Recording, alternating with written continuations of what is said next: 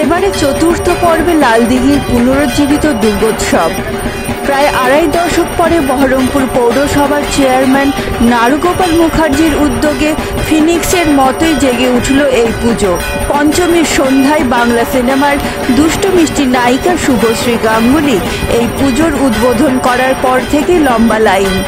একদিকে সমবায়িকা মোড়, অন্যদিকে রবীন্দ্র সদন, এক মুহূর্ত ফাঁকা নেই।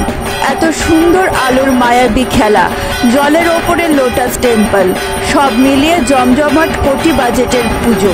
জেলার অনেকেই প্রশ্ন তুলেছেন বিশ্ব বাংলা শারদ সম্মানের বিচারক মণ্ডলীতে কে বা কারা আছেন তাদের যোগ্যতা নিয়ে। কারণ জন্মেই এত জনপ্রিয় বহরমপুরের প্রাণকেন্দ্রের এই উদ্যোগ কিভাবে বাদ পড়ে যায় বড় প্রশ্ন।